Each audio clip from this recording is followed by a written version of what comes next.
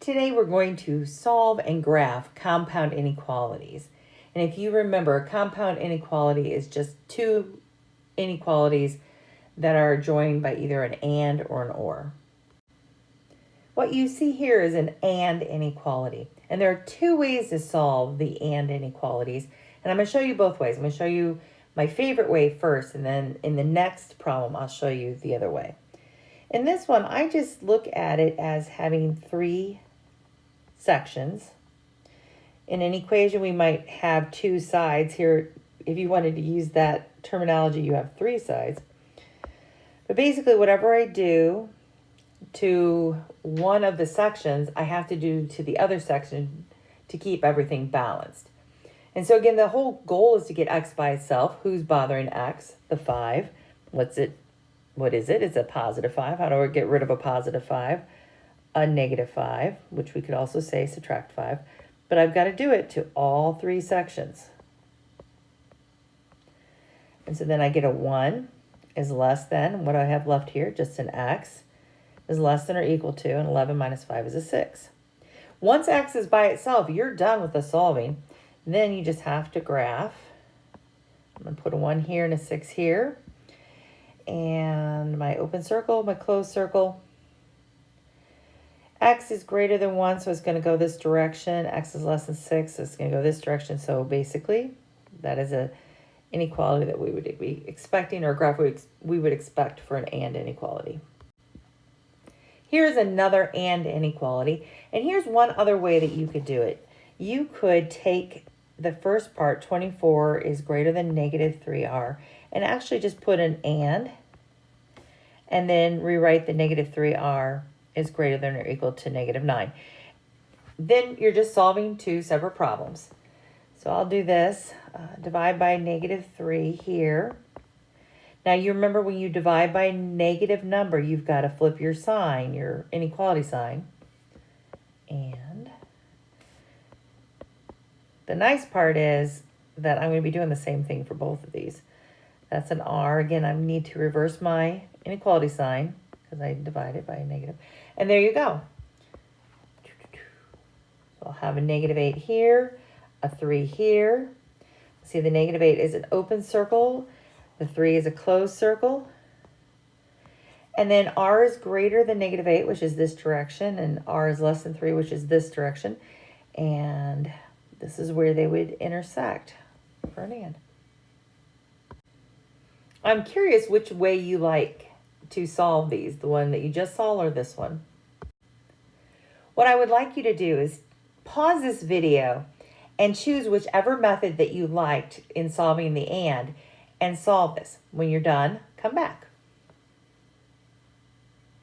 Okay, hopefully you're back and you have finished it. Now I'm going to do it my favorite way, but if you separated it into two different problems, that's totally fine.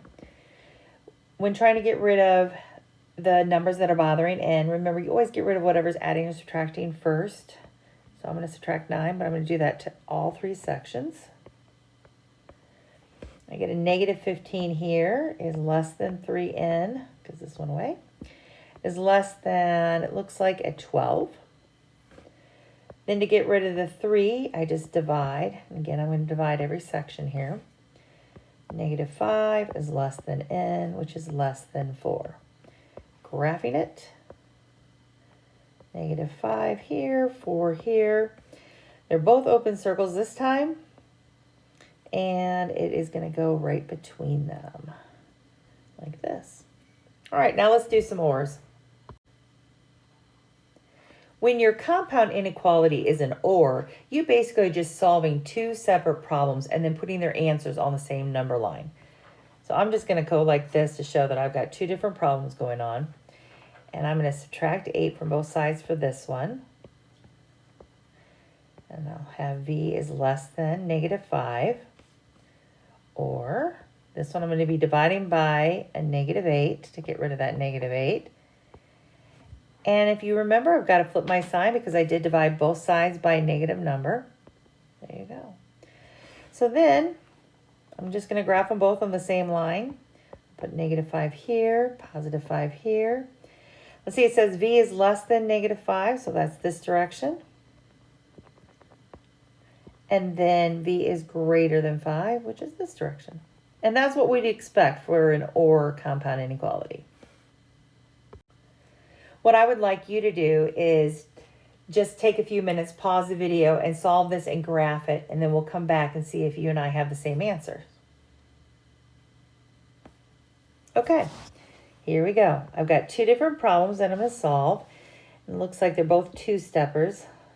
I'm going to do this one first. Get rid of the thing that's adding or subtracting. And 2r is less than 4 divided by 2 divided by 2. I have an r is less than 2. Now then on this side, you're like, Mrs. Kennard, it's just one step. But no, there's more to it than that. Because when the 9 goes away, I have still a negative r. And I can't stop. You can't stop with a negative r. You have to get rid of it. If you remember, that's just the same thing as a negative 1r. So I'm going to divide by negative 1 on both sides. Remember that when you divide by a negative number, divide both sides by a negative number, you got to reverse your sign. So there you go. All right. Looks like I have a 2 and a 7. The 2 is an open circle, and it says r is less than, so we're going to go this direction.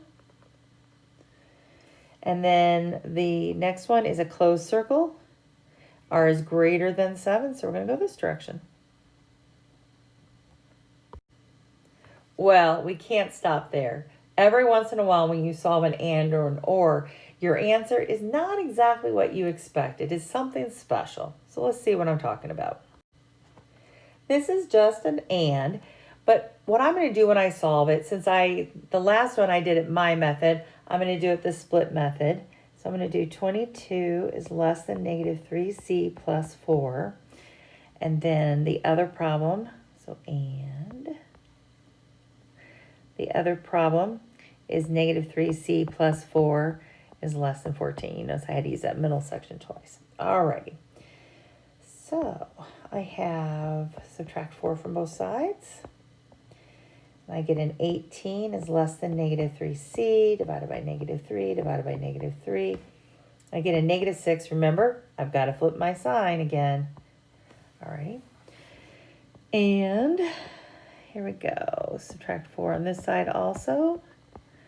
Negative 3c is less than 10 divided by negative 3 divided by negative 3. C is greater than negative 10/3, which is negative 3 and 1/3. So we'll go and we'll graph this. Put negative 6 here, negative 3 and 1/3. Now, you know that an and, usually it's the stuff in between. Remember, an and, basically you graph whatever they have in common. So let's find out what they have in common. In the first one, it says C, negative 6 is greater than C, or C is less than negative 6, so it goes this direction. And this one, it says C is great. Uh-oh, are our lines ever going to cross? No. And so the answer to this one, I don't have room, I'm going to put it up the top, is no solution, because they have nothing in common. The two inequalities have nothing in common. All right, let's look at another special. Here's what looks like a basic or problem. You know, that's the deal, is you just don't know that something special is going to happen just by looking at it usually. I am going to, on this side, add 1 to get rid of the 1. 2m is greater than or equal to 6. Divide by 2, divide by 2. M is greater than or equal to 3. All right, we're cool. Next one, oh, this is easy. It's just a one-stepper. I'm just going to divide by 5. And I get an m is greater than negative 5. Okay. Then I'm going to do this. I'm going to put my negative 5 here, and I'm going to put my 3 here. Let's start with the 3. It says m is greater than or equal to 3, so there's my dot. I'm going to go this direction. And then the next one is m is greater than negative 5. I'm going to go this direction. So that's not usually which direction we go for an or, is it? And then all of a sudden you realize that every single number on the number line that's going to be shaded is greater than negative 5. And so this can be simplified to just m is greater than negative 5. Okay, now that you've seen me do some of these, I want you to go and practice on your own. Go and have some fun.